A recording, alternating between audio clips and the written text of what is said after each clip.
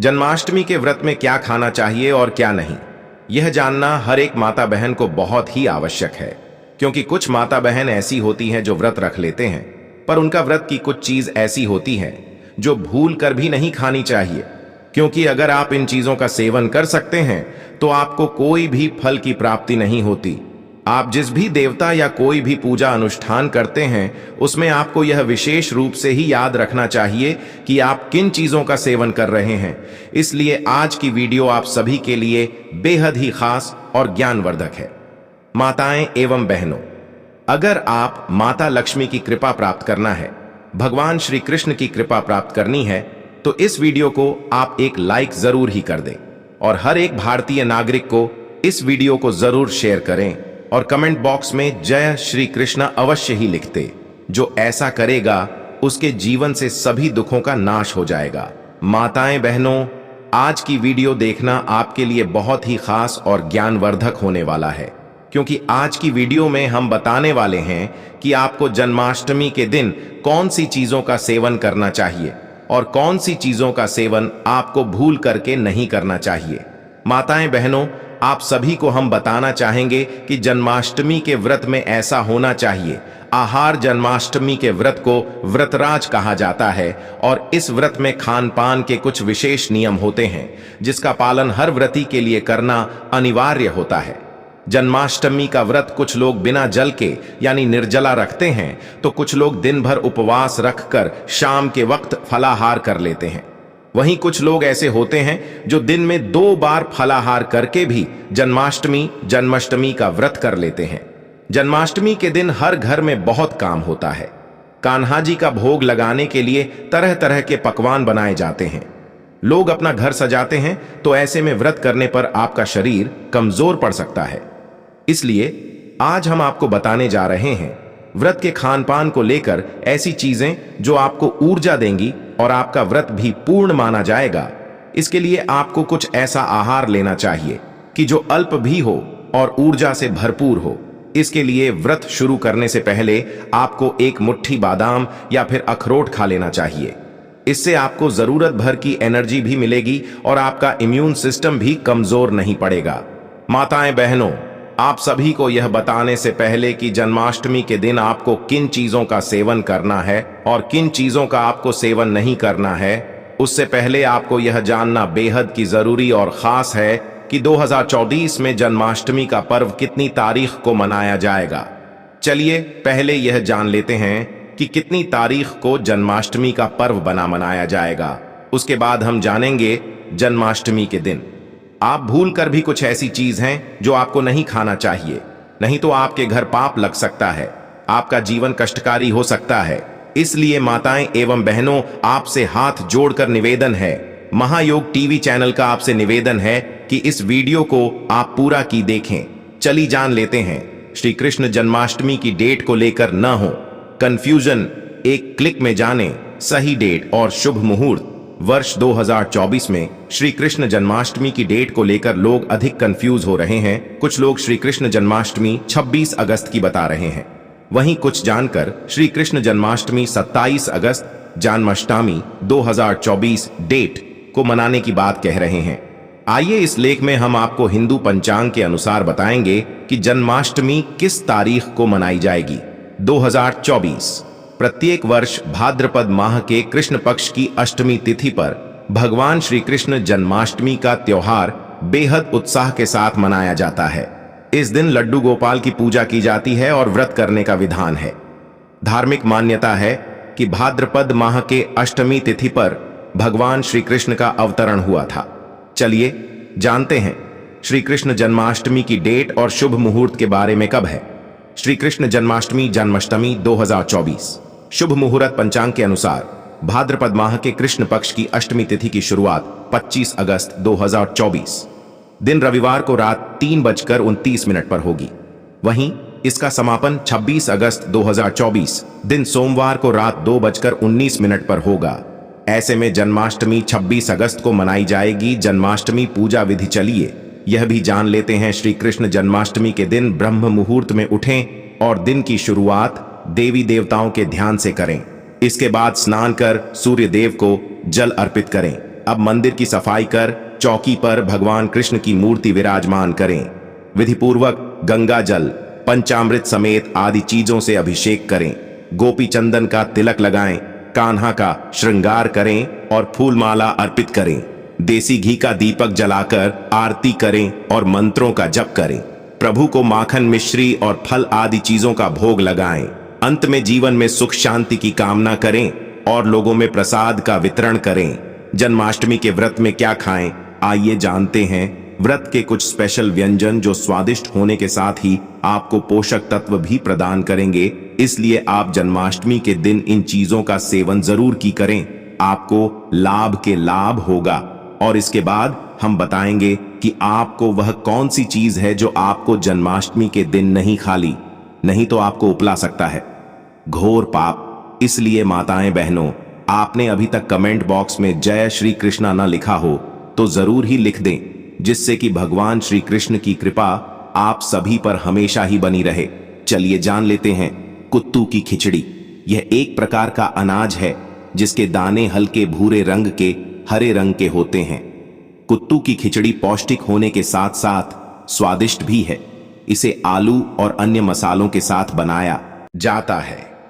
आप इसे उपवास के दिनों में बनाकर खा सकते हैं।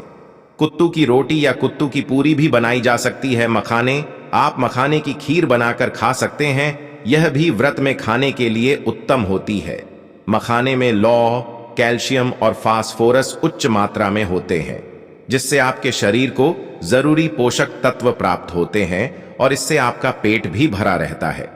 यह खाने में भी स्वादिष्ट लगती है। इसमें चीनी की मात्रा आप अपनी आवश्यकता अनुसार डाल सकते हैं।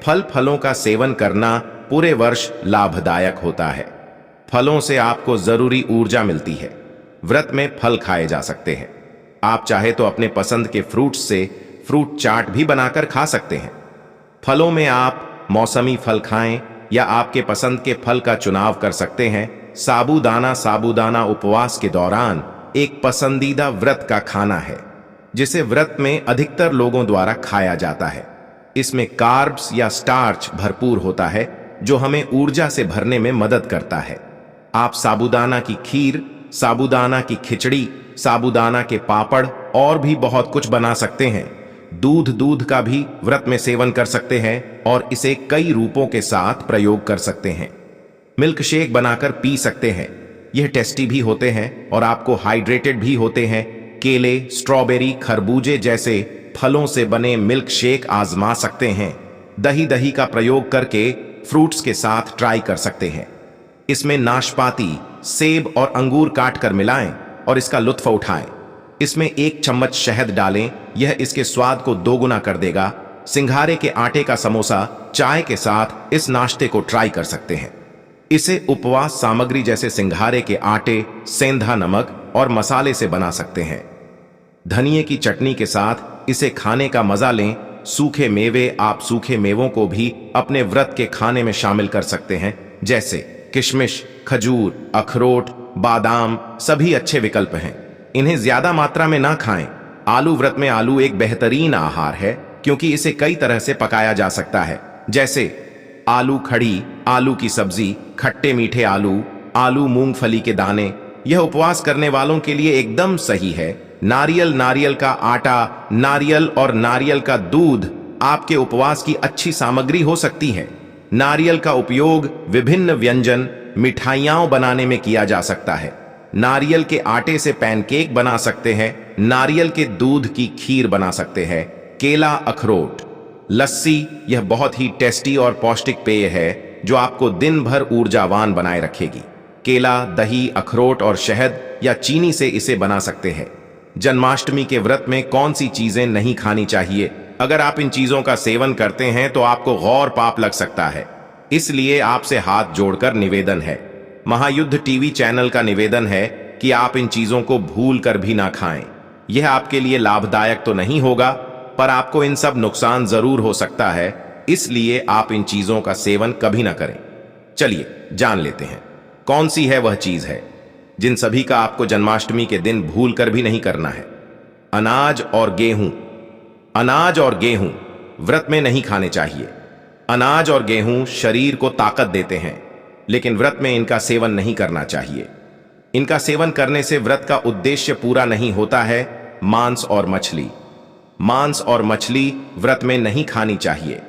मांस और मछली तामसिक भोजन है और व्रत में इनका सेवन नहीं करना चाहिए।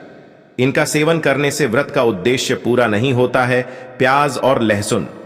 प्याज और लहसुन व्रत में नहीं खाने चाहिए। प्याज और लहसुन तामसिक भोजन है और व्रत में इनका सेवन नहीं करना चाहिए। इनका सेवन करने से व्रत का उद्देश्य पूरा नहीं होता है। तामसिक भोजन। तामसिक भोजन व्रत में नहीं खाना चाहिए। तामसिक भोजन शरीर को नकारात्मक ऊर्जा देता है और व्रत में इसका सेवन नहीं करना चाहिए। तामसिक भोजन में प्याज, लहसुन, मांस, मछली आदि शामिल हैं। नमक और मसाले। नमक और मसाले व्रत में नहीं खाने चाहिए। नमक और मसाले शरीर को ताकत देते हैं, लेकिन व्रत में इनका सेवन नहीं करना चाहिए।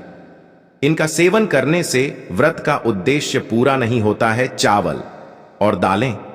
चावल और दालें व्रत में नहीं खानी चाहिए। चावल और दालें शरीर को ताकत देते हैं, लेकिन व्रत में इनका सेवन नहीं करना चाहिए। इनका सेवन करने से व्रत का उद्देश्य पूरा नहीं होता है। शराब और धूम्रपान। शराब और धूम्रपान व्रत में नहीं करना चाहिए। शराब और धूम्रपान शरीर को नकारात्मक ऊर्जा देते हैं और व्रत में इनका सेवन नहीं करना चाहिए। इनका सेवन करने से व्रत का उद्देश्य पूरा नहीं होता है। कॉफी और चाय। कॉफी और चाय व्रत में नहीं पीनी चाहिए। कॉफी और चाय शरीर को ताकत देते हैं, लेकिन व्रत में इनका सेवन नहीं करना चाहिए। इनका सेवन करने से व्रत का उद्देश्य पूरा नहीं होता है। मिठाई और चॉकलेट। मिठाई और चॉकलेट व्रत में नहीं खानी चाहिए। मिठाई और चॉकलेट शरीर को नकारात्मक ऊर्जा देते हैं और व्रत में इनका सेवन नहीं करना चाहिए। इनका सेवन करने से व्रत का उद्देश्य पूरा नहीं होता है। सब्जियां। व्रत में सब्जियां खानी चाहिए। सब्जियां शरीर को पोषण देती हैं और व्रत को सफल बनाती हैं।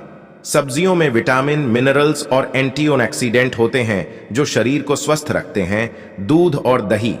व्रत में दूध और दही खाना चाहिए। दूध और दही शरीर को ताकत देते हैं और व्रत को सफल बनाते हैं। दूध और दही में प्रोटीन, कैल्शियम और विटामिन होते हैं जो शरीर को स्वस्थ रखते हैं। साबूदाना और सिंघाड़ा। व्रत में साबूदाना और सिंघाड़ा खाना चाहिए। साबूदाना और सिंघाड़ा शरीर को ऊर्जा देते हैं और व्रत को सफल बनाते हैं। साबूदाना और सिंघाड़ा में कार्बोहाइड्रेट, प्रोटीन और फाइबर होते हैं जो शरीर को स्वस्थ रखते हैं। मखाना और कुत्तू का आटा। व्रत में मखाना और कुत्तू का आटा खाना चाहिए। मखाना और कुत्तू का आटा शरीर को पोषण देते हैं और व्रत को सफल बनाते हैं। मखाना और कुत्तू के आटे में प्रोटीन, फाइबर और विटामिन होते हैं जो शरीर को स्वस्थ रखते हैं। नहीं खाने की चीजें। अनाज और गेहूं। व्रत में अनाज और गेहूं नहीं खाना चाहिए। अनाज और गेहूं व्रत को सफल नहीं बनाते हैं। मांस और मछली। व्रत में मांस और मछली नहीं खानी चाहिए। मांस और मछली व्रत को सफल नहीं बनाते हैं। प्याज और लहसुन। व्रत में प्याज और लहसुन नहीं खाना चाहिए।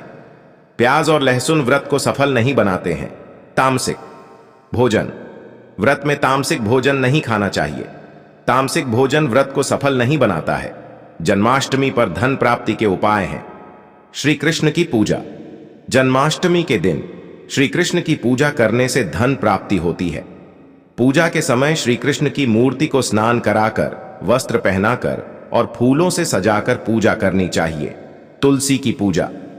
जन्माष्टमी के दिन तुलसी की पूजा करने से धन प्राप्ति होती है। तुलसी को जल चढ़ाकर, वस्त्र पहनाकर और फूलों से सजाकर पूजा करनी चाहिए। श्री कृष्ण मंदिर में दर्शन। जन्माष्टमी के दिन श्री कृष्ण मंदिर में दर्शन करने से धन प्राप्ति होती है।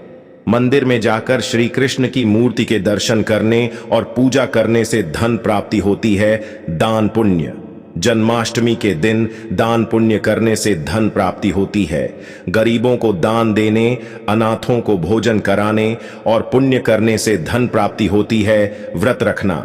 जन्माष्टमी के दिन व्रत रखने से धन प्राप्ति होती है। व्रत रखने से श्री कृष्ण प्रसन्न होते हैं और धन प्राप्ति होती है। श्री कृष्ण के मंत्रों का जाप। जन्माष्टमी के दिन श्री कृष्ण के मंत्रों का जाप करने से धन प्राप्ति होती है। AUM नमो भगवते वासुदेवाय मंत्र का जाप करने से धन प्राप्ति होती है। पूजा के समय घी का दीपक जलाना। जन्माष्टमी के दिन पूजा के समय घी का दीपक जलाने से धन प्राप्ति होती है। घी का दीपक जलाने से श्री कृष्ण प्रसन्न होते हैं और धन प्राप्ति होती है। पूजा के समय फलों का भोग लगाना। जन्माष्टमी के दिन पूजा के समय फलों का भोग लगाने से धन प्राप्ति होती है। फलों का भोग लगाने से श्री कृष्ण प्रसन्न होते हैं और धन प्राप्ति होती है। श्री कृष्ण की मूर्ति को सोने या चांदी का आभूषण पहनाना। जन्माष्टमी के दिन श्री कृष्ण की मूर्ति को सोने या चांदी का आभूषण पहनाने से धन प्राप्ति होती है। सोने या चांदी का आभूषण पहनाने से श्री कृष्ण प्रसन्न होते हैं और धन प्राप्ति होती है। पूजा के समय श्री कृष्ण के भजन गाना। जन्माष्टमी के दिन पूजा के समय श्री कृष्ण के भजन गाने से धन प्राप्ति होती है। श्री कृष्ण के भजन गाने से श्री कृष्ण प्रसन्न होते हैं और धन प्राप्ति होती है। श्री कृष्ण की कथा सुनना। जन्माष्टमी के दिन श्री कृष्ण की कथा सुनने से धन प्राप्ति होती है। श्री कृष्ण की कथा सुनने से श्री कृष्ण प्रसन्न होते हैं और धन प्राप्ति होती है। श्री कृष्ण की आरती करना। जन्माष्टमी के दिन श्री कृष्ण की आरती करने से धन प्राप्ति होती है। श्री कृष्ण की आरती करने से श्री कृष्ण प्रसन्न होते हैं और धन प्राप्ति होती है। श्री कृष्ण के नाम का जाप करना। जन्माष्टमी के दिन श्री कृष्ण के नाम का जाप करने से धन प्राप्ति होती है। श्री कृष्ण नाम का जाप करने से श्री कृष्ण प्रसन्न होते हैं और धन प्राप्ति होती है। श्री कृष्ण की पूजा में गाय को शामिल करना। जन्माष्टमी के दिन श्री कृष्ण की पूजा में गाय को शामिल करने से धन प्राप्ति होती है। गाय को शामिल करने से श्री कृष्ण प्रसन्न होते हैं और धन प्राप्ति होती है। श्री कृष्ण की पूजा में तुलसी पत्र का उपयोग करना। जन्माष्टमी के दिन श्री कृष्ण की पूजा में तुलसी पत्र का उपयोग करने से धन प्राप्ति होती है। तुलसी पत्र का उपयोग करने से श्री कृष्ण प्रसन्न होते हैं और धन प्राप्ति होती है। जन्माष्टमी का महत्व। जन्माष्टमी का हिंदू धर्म में बहुत बड़ा महत्व है। इस दिन को धर्म और अधर्म के बीच की लड़ाई में धर्म की विजय के प्रतीक के रूप में देखा जाता है। भगवान कृष्ण ने अपने जीवन में कई ऐसी घटनाओं को अंजाम दिया जिन्होंने धर्म की स्थापना में महत्वपूर्ण भूमिका निभाई। धार्मिक महत्व। भगवान कृष्ण ने गीता में जो उपदेश दिया वह आज भी मानवता के लिए एक मार्गदर्शक है। उन्होंने धर्म, कर्म और प्रेम का महत्व बताया और धर्म की रक्षा के लिए महाभारत में पांडवों का साथ दिया। जन्माष्टमी के दिन भक्त भगवान कृष्ण की पूजा करके उनके उपदेशों को याद करते हैं और उनसे आशीर्वाद प्राप्त करते हैं। आध्यात्मिक महत्व। जन्माष्टमी का आध्यात्मिक महत्व भी बहुत गहरा है। इस दिन भक्त अपनी आत्मा की शुद्धि के लिए उपवास करते हैं और भगवान कृष्ण के भजनों और कीर्तन में लीन होते हैं। यह दिन आत्म अनुसंधान और आत्म साक्षात्कार के लिए अत्यंत उपयुक्त माना जाता है। जन्माष्टमी की कथा। जन्माष्टमी की कथा भगवान कृष्ण के जन्म से जुड़ी हुई है।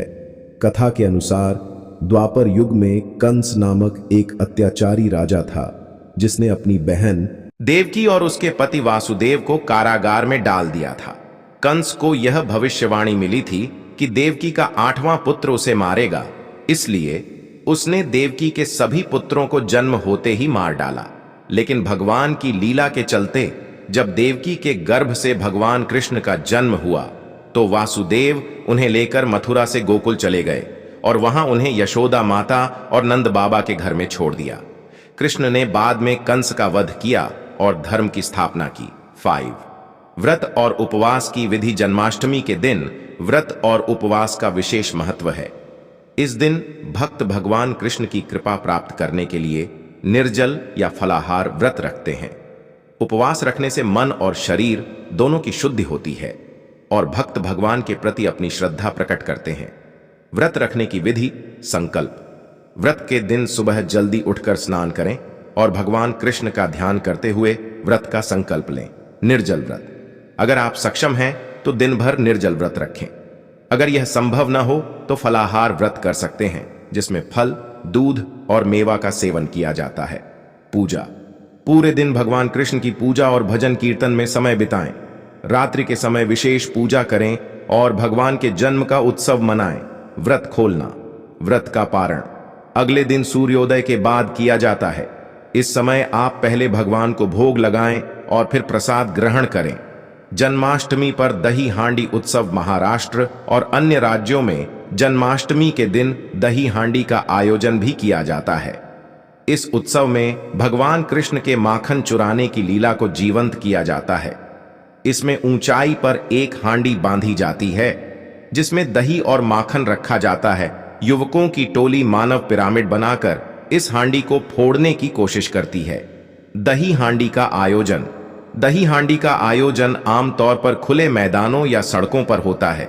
इसमें कई टीमें भाग लेती हैं और जो टीम सबसे पहले हांडी को फोड़ती है उसे पुरस्कार मिलता है। इस उत्सव में पूरे जोश और उत्साह के साथ भाग लिया जाता है और इसे देखने के लिए बड़ी संख्या में लोग एकत्र होते हैं। जन्माष्टमी के उत्सव का समापन। जन्माष्टमी का उत्सव भगवान कृष्ण के जन्म के साथ अपने चरम पर पहुंचता है। इस दिन की पूजा, व्रत और उपवास भक्तों को आत्मिक संतुष्टि और भगवान की कृपा प्रदान करते हैं। रात्रि को भगवान के जन्म के बाद प्रसाद वितरण किया जाता है और व्रत का पारण किया जाता है।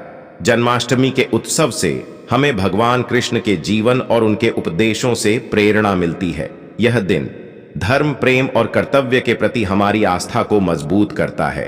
अगर आपको वीडियो अच्छी लगी हो तो इस वीडियो को लाइक अवश्य ही करें।